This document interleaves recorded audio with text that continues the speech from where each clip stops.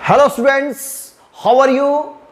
तो बच्चों, आज का लेक्चर जो है यूजेस ऑफ डायमेंशन है, यूनिट्स एंड मेजरमेंट का लेक्चर नंबर 6। इससे रिलेटेड कुछ बच्चों क्वेश्चंस जेईई मेंस या नीट में भी आ सकते हैं इससे रिलेटेड, और आपके क्लास में जो पढ़ाया जाता है उससे रिलेटेड एग्जामिनेशन में स्कूल के टीचर्स बच्चों दे सकते हैं। तो आज पढ़ेंगे हम यूजेस ऑफ डायमेंशन। बच्चों 3 यूजेस होते हैं। पहले यूजेस जान लीजिए क्या होता है, ये इंपॉर्टेंट यूज। वैसे यूजेस तो मैंने पिछले लेक्चर में पढ़ाया था, 2 यूजेस होते हैं, लेकिन वो जनरल यूज होते हैं, है ना बच्चों। तो आज का जो लेक्चर बच्चों है यूजेस के लिए, वो लेक्चर है किसी कोई फार्मूला आपको दे दिया जाए तो उसको चेक करना है कि वो करेक्ट है कि इनकरेक्ट है। और मान लो कोई वैल्यू दी गई है किसी सिस्टम में, सिस्टम मतलब यूनिट सिस्टम, एक सिस्टम से दूसरे सिस्टम में कन्वर्ट करना है फिजिकल क्वांटिटी के यूनिट्स को।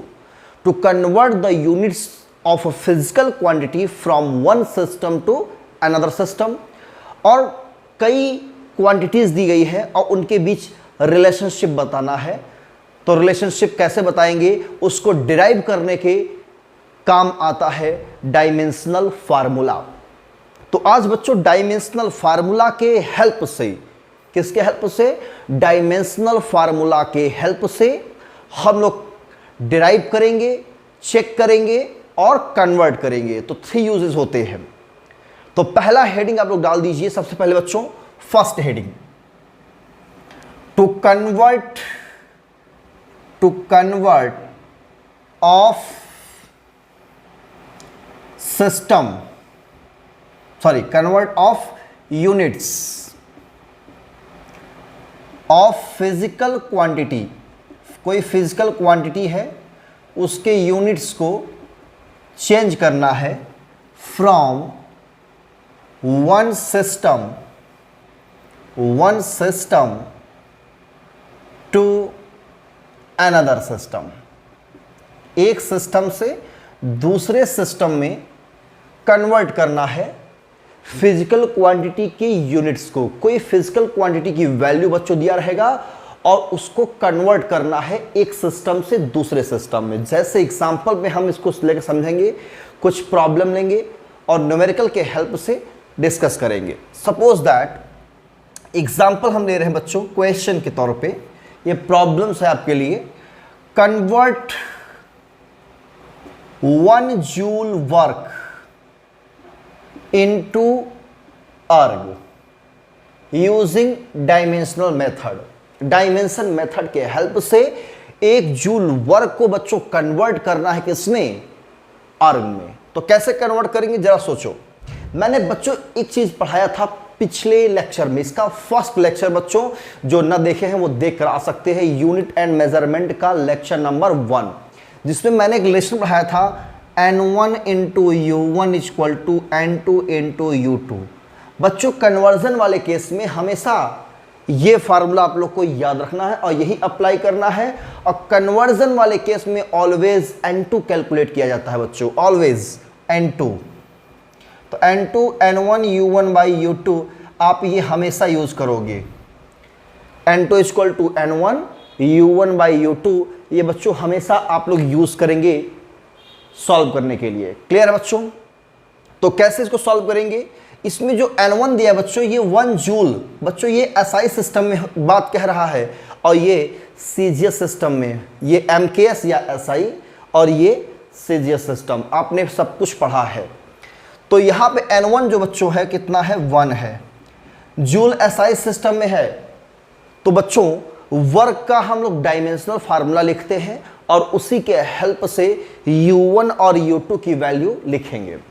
तो जैसे डायमेंशन लिखा है, वर्क का डायमेंशन क्या होगा, डायमेंशन या डायमेंशनल फार्मूला ऑफ वर्क कितना होता है, सबको पता है बच्चों, ml/t-2।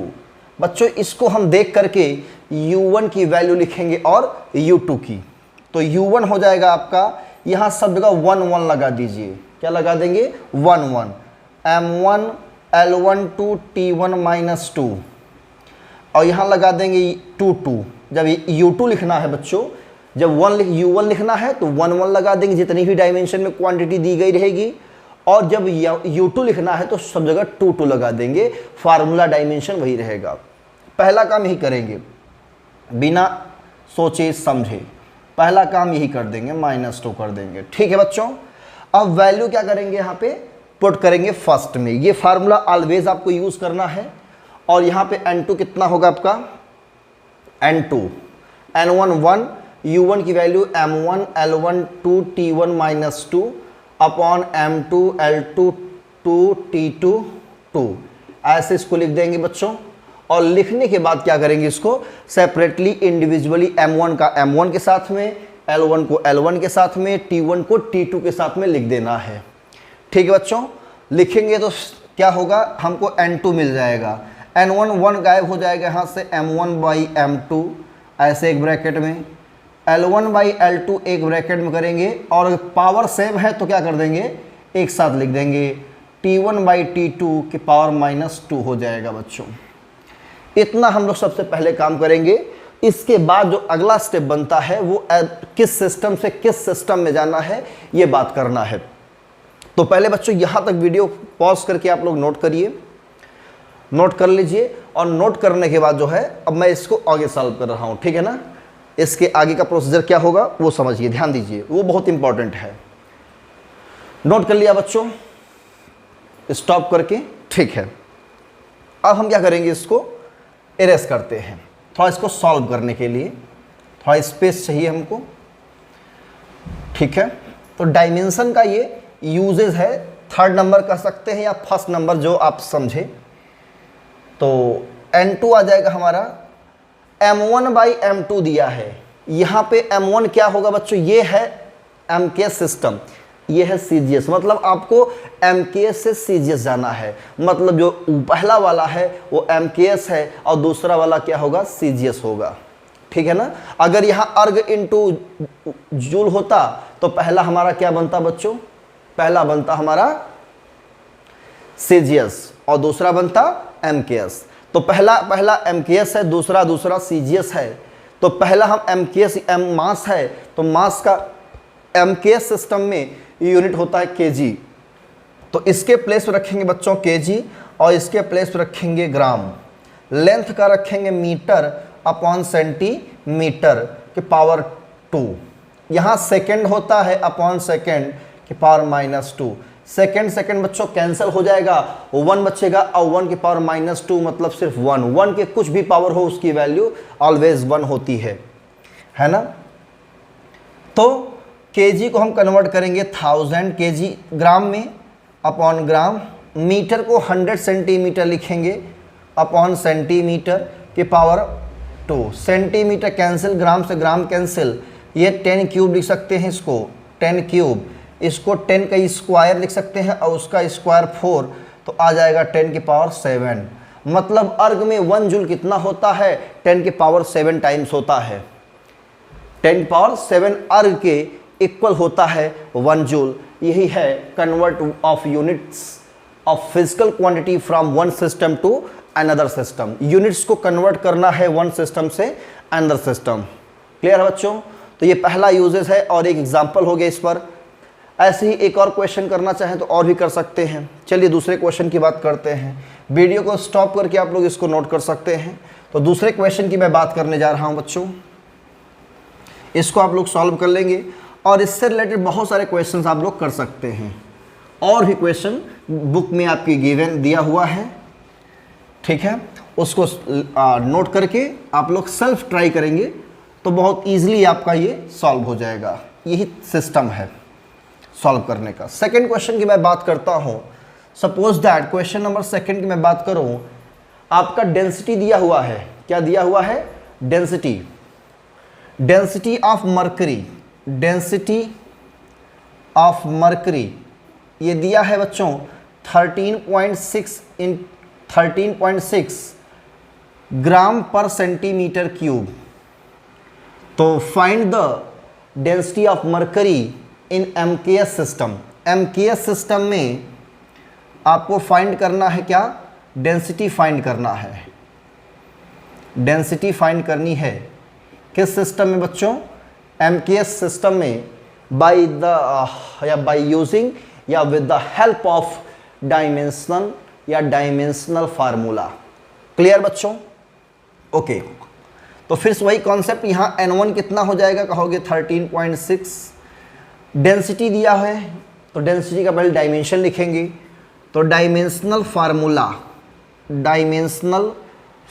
डायमेंशन फार्मूला या डायमेंशन ऑफ डेंसिटी कितनी होती है बच्चों? डेंसिटी का डायमेंशन कहोगे ml-3। तो यहाँ बच्चों U1 कितना हो जाएगा? m1l1-3, ये आपका आ जाएगा U1। U2 कहेंगे कितना? m2l2-3। ठीक है, अब आपको N1 U1 U2 मालूम, N2 कैलकुलेट करना है, तो मैंने पहले ही सिखा दिया है N2 = N1 U1/U2। ये सबको पता है बच्चों, फार्मूला ऑलवेज यूज़ करना है। N1 कितना दिया है? 13.6 दिया हुआ है बच्चों। ठीक है, U1 क्या रखेंगे? ये रखेंगे m1l1-3 अपॉन m2l2-3। इसको सेपरेटली अलग अलग लिखेंगे m1/m2 बच्चों, और l1/l2 के पावर -3। ठीक है, अब मैंने जैसा बोला था कि ये सीजीएस में है और इसको कन्वर्ट करना है एमकेएस में। सीजीएस सिस्टम से एमकेएस सिस्टम लाना है तो पहला जो मास होगा वो सीजीएस में रखा जाएगा, दूसरा किस में रखा जाएगा? एमकेएस में रखा जाएगा बच्चों। क्लियर है? तो मैं ऊपर से इरेज करूं इसको। अब यहाँ पर इसका रोल ख़त्म हो गया है, इसका कोई काम नहीं बच्चों। अब मैं इसको सॉल्व करने जा रहा हूँ। तो 13.6 आपका ये हो गया। मास को रखेंगे ग्राम में पहले, फिर रखेंगे किलोग्राम में, मीटर को रखेंगे सेंटीमीटर में, इसको भी रखेंगे मीटर में, कि पावर -3 है, लगा देंगे, नो प्रॉब्लम। ठीक है, अब 13.6 ग्राम को कन्वर्ट करेंगे, नहीं करेंगे, इसको कन्वर्ट करेंगे बच्चों, 1000 ग्राम हो जाएगा।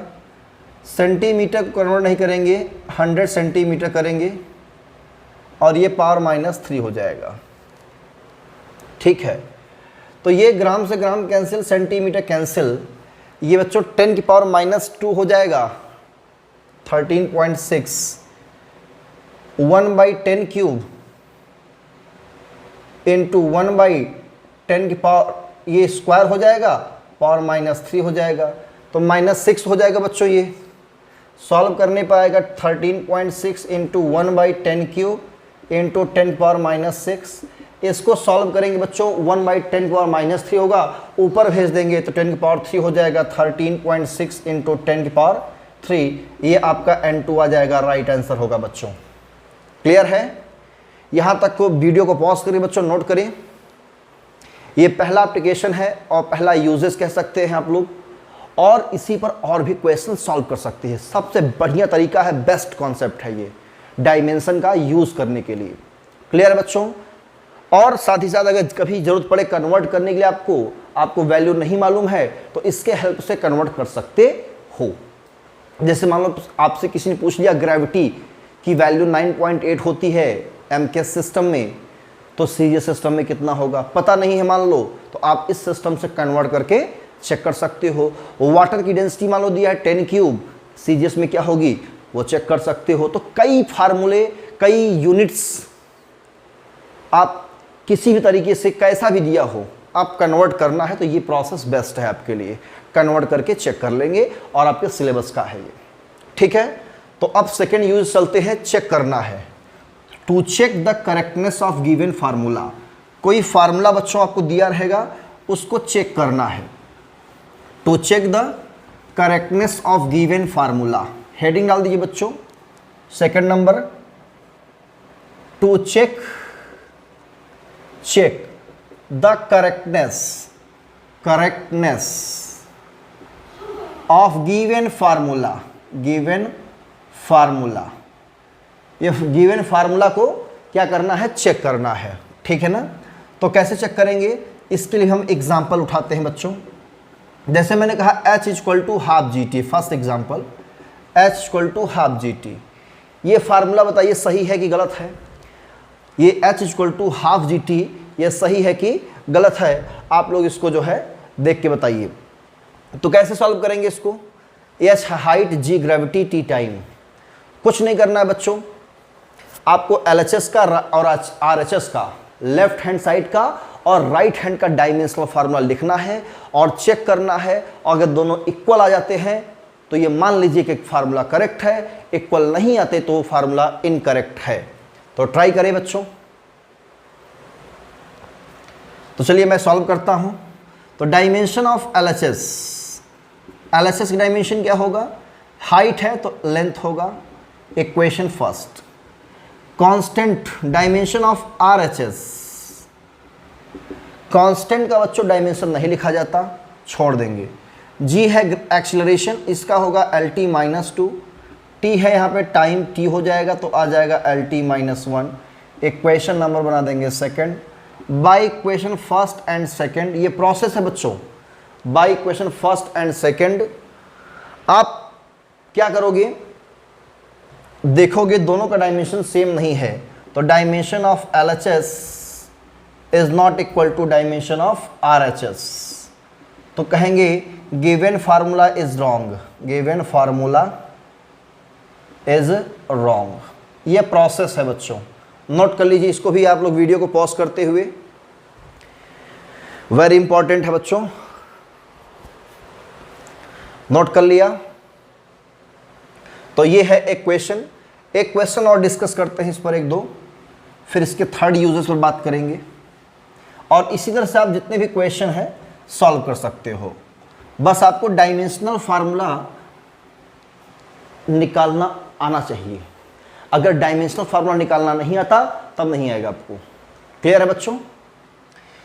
तो एक क्वेश्चन लेते हैं जैसे S = UT + ½ AT²। ये तो 9th क्लास में आप लोग ने पढ़ा ही है। ये इक्वेशन है, ठीक है ना? ये क्या है? इक्वेशन है। तो कैसे इसको करेंगे आप लोग? इसको ट्राई कीजिए।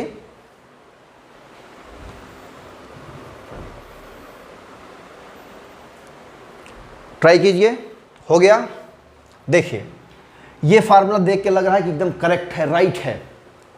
अब इसको कैसे डायमेंशनली प्रूफ करेंगे? तो पहले डायमेंशन ऑफ LHS निकालिए। ये S क्या है बच्चों? डिस्टेंस है तो कहोगे L हो जाएगा, no problem. First dimension of RHS calculate करते हैं पहले। U है, इसका LT -1 वेलोसिटी होती है, इसका होगा T, बीच में प्लस है लगा दो, प्लस नो प्रॉब्लम, माइनस लगा दो। कांस्टेंट है तो कांस्टेंट का डायमेंशनल फार्मूला नहीं लिखते, उसके प्लेस पे 1 रख देते हैं और 1 का कोई वैल्यू नहीं होता तो छोड़ देते हैं यहाँ पे। तो AT² बचेगा, इसका LT -2 और इसका T2। तो LT -1 ये कितना होगा? ये T है तो L आ जाएगा, ये T -2 कट जाएगा तो प्लस बचेगा L। और बच्चों मैंने पिछले लेक्चर में सिखाया था, डायमेंशन सिखाया था, L + L या L - L, L होता है। इसका मैंने आपको वेरीफाई भी कराया था। भाई लेंथ में लेंथ डायमेंशनली सोचिएगा, मैथमेटिक्स तरीके से नहीं, डायमेंशनली। अगर आप लेंथ में लेंथ ऐड करोगे एक लेंथ मिलेगी, लेंथ में लेंथ घटाओगे लेंथ ही मिलता है। तो ऑलवेज L + L कितना हो जाएगा बच्चों? L हो जाएगा। क्लियर है? इक्वेशन नंबर सेकेंड और फर्स्ट एंड सेकेंड से आप कह सकती हो dimension of LHS is equal to dimension of RHS। तो गिवन फार्मूला इज करेक्ट या ट्रू? Formula is true. ये प्रोसेस है बच्चों चेक करने का। तो आपको LHS देखना है, डायमेंशन RHS देखना है, दोनों इक्वल आ जाते हैं तो करेक्ट है और इक्वल नहीं आते तो इनकरेक्ट है। क्लियर है बच्चों? तो ये हो गया। अब बात करते हैं, एक और छोटा सा सवाल ले लेते हैं बच्चों। जैसे मान लो कोई वेव का इक्वेशन दिया हो या कोई पार्टिकल SHM कर रहा हो और उसका इक्वेशन दिया हो उस टाइप का, तो कैसे सॉल्व करेंगे? जैसे y = दिया हो बच्चों A sin ωt और दिया हो y = A sin VT। बच्चों यहाँ पे ωt जो है ये एक एंगुलर डिस्प्लेसमेंट है और यहाँ भी एक एंगल है। तो sin ωt ये हम सिर्फ, चूंकि ये डायमेंशन लेस क्वांटिटी होती है तो इसकी वैल्यू क्या होगी? सिर्फ एंगल रख दोगे, कोई प्रॉब्लम नहीं होगा। मतलब इसको हम मॉडिफाई करेंगे तो y equal to S omega T ऐसे लिखेंगे। इसको भी मॉडिफाई करेंगे तो y equal to A V T ऐसे लिखेंगे। अब इसको बताना इनमें से कौन सा करेक्ट है, तो इसके हेल्प से आप लोग बता सकते हो। जैसे y है, क्या है y, तो y का जो आप लोग इसको सॉल्व कीजिए। पहले y है डिस्प्लेसमेंट और a है मैक्सिमम डिस्प्लेसमेंट। बच्चों इसको आपको सॉल्व करना है, ठीक है ना बच्चों। देखिए ट्राई कीजिए, वीडियो को पॉज करके खुद से ट्राई करें। तो बच्चों आपने सॉल्व कर लिया, ट्राई कीजिए। देखिए ये हम मॉडिफाई करके इतना लिख देंगे, ये मॉडिफाई करके इतना लिख देंगे। यहां v बच्चों वेलोसिटी है, t टाइम है, a एम्पलीट्यूड, y डिस्प्लेसमेंट। यहां बच्चों a एम्पलीट्यूड है, एम्पलीट्यूड आपने पढ़ा था, amplitude maximum displacement, y general displacement at time t। तो इस केस में क्या करेंगे, इसमें भी लिखेंगे हम डायमेंशन ऑफ LHS।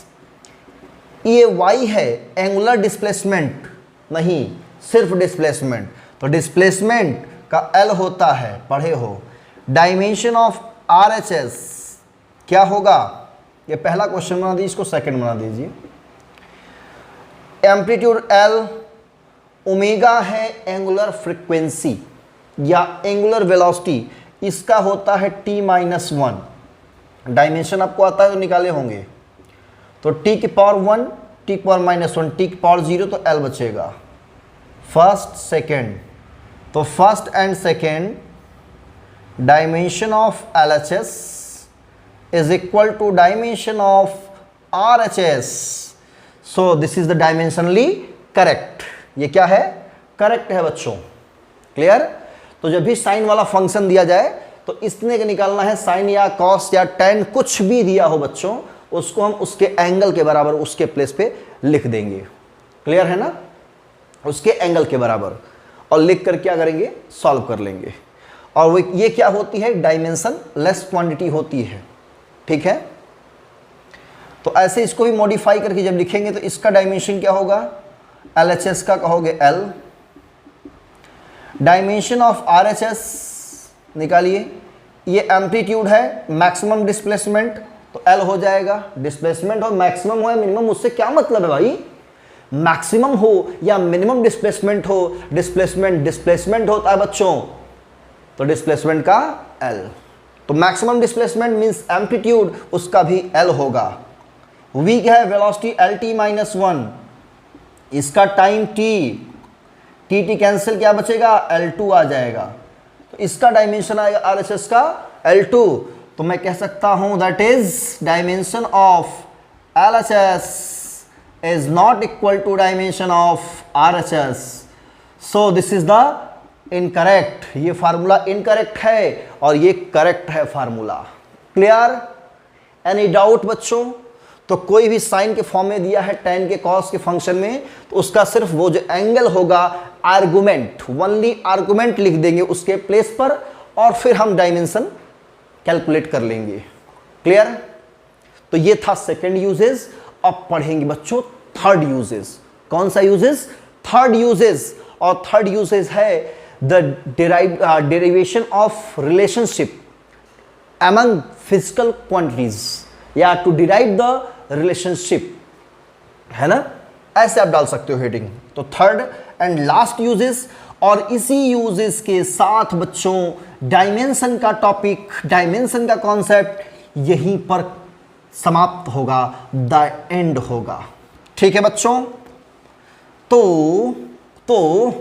हेडिंग लगाएं, heading to derive the relationship among physical quantities।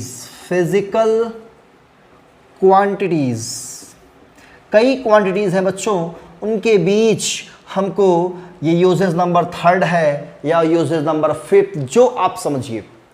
तो कई क्वांटिटीज दिया है, कोई किसी पर डिपेंड है, तो आपको बताना है बच्चों कि उनके बीच रिलेशनशिप क्या होगा, ठीक है। तो पहला आपने सीखा, दूसरा सीखा, कुछ फील आया, कुछ फील आया कि नहीं आया? आया होगा, थोड़ा बहुत आया होगा ना। थोड़ा अगर आया है तो थोड़े से ही काम चलेगा, ज़्यादा फील लेने की ज़रूरत नहीं है, ज़्यादा फील मत लीजिए, ठीक है। हाँ, तो फील मतलब इसको समझिए क्या कहना चाह रहा है डायमेंशनल फार्मूला। तो यहां भी डायमेंशनल फार्मूला का हेल्प लेंगे और डिराइव करेंगे। इसके लिए भी एक प्रॉब्लम एग्जांपल लेंगे। सपोज दैट सिंपल पेंडुलम है आपके पास, 9th क्लास में सिंपल पेंडुलम के बारे में थोड़ी बहुत जानकारी होगी। ये आपका रिजिड सपोर्ट है, यहां से मैंने एक थ्रेड लटकाया है और थ्रेड को जो है किसी बॉब के सेंटर से कनेक्ट कर दिया है।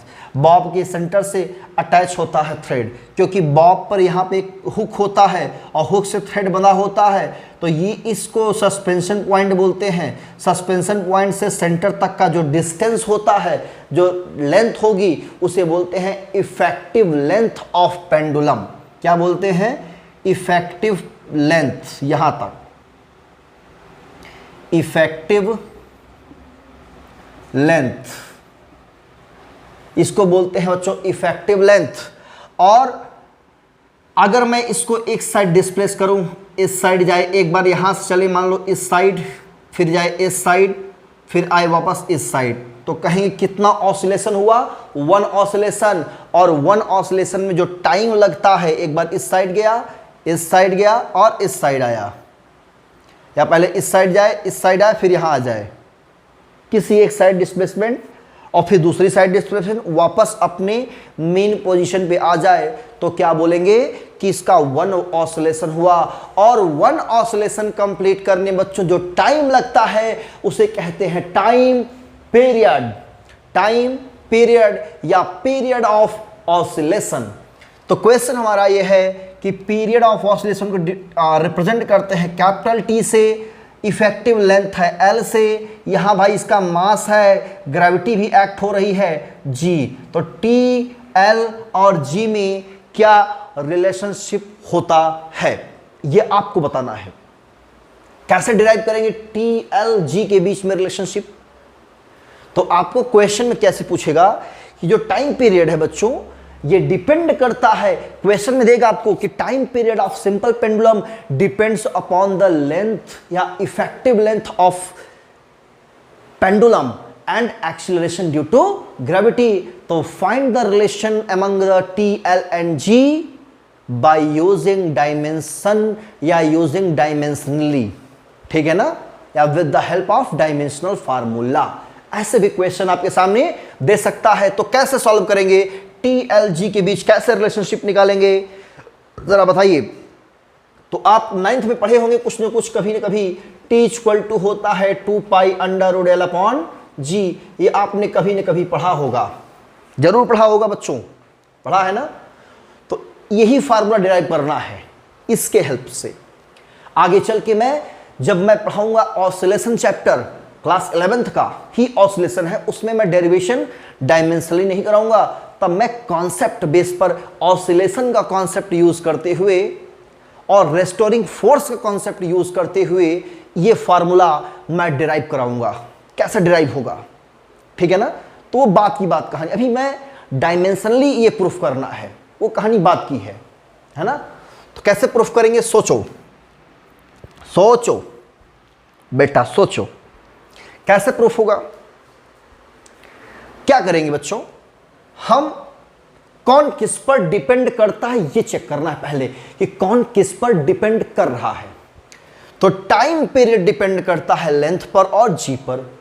टाइम पीरियड डिपेंड करता है लेंथ पर और जी पर। तो जो जिस पर डिपेंड करे वही आपको देखना है, और देखना है साथ में एक चीज लेट करना है, सपोज करना है, कंसिडर करना है बच्चों।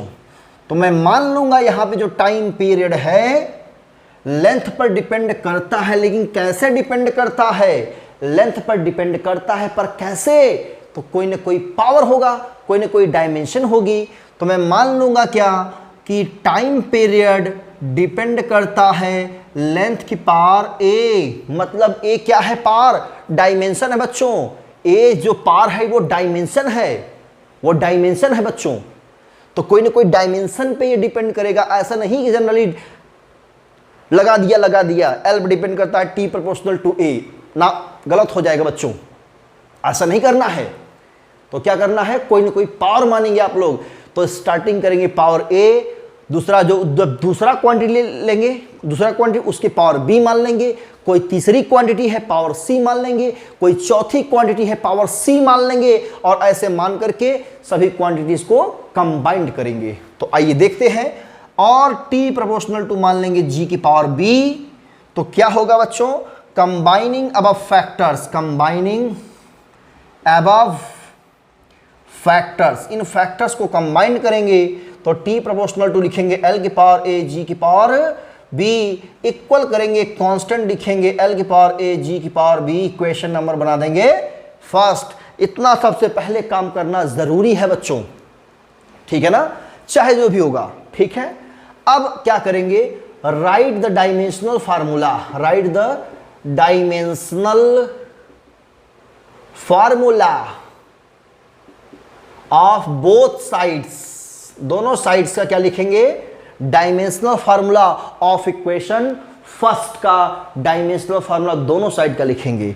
तो इस साइड है टाइम पीरियड, तो कैपिटल टी होगा, के कांस्टेंट है बच्चों, तो कांस्टेंट का डायमेंशन लिखेंगे नहीं, छोड़ देंगे। लेंथ का होगा एल की पावर ए, और इधर होगा G L T minus two, इसके पावर बी मान लेंगे। ऐसा करेंगे, ठीक है ना। अब क्या करेंगे बच्चों, इसको टी को कुछ मत करो, ऐसे रहने दो, टी की पावर 1 समझ सकते हो यहाँ पे, एल की पावर ए, यहाँ एल की पावर बी होगा तो एक साथ करेंगे, इसको दोनों को एक साथ कर देंगे, एल की पावर ए प्लस बी और टी की पावर माइनस 2b, ऐसा कुछ लिख देंगे, ठीक है ना। मतलब जो सिमिलर क्वांटिटीज है उसको एक साथ लिख देंगे एक ब्रैकेट में, है ना। अब करेंगे क्या, इस साइड एल टी है, इधर ओनली टी है, एल नहीं है यहाँ पे, तो इधर क्या करेंगे हम, ऐसे लिख सकते हैं एल की पावर 0 टी की पावर 1 एल की पावर ए प्लस बी ऐसे, और टी की पावर माइनस 2b।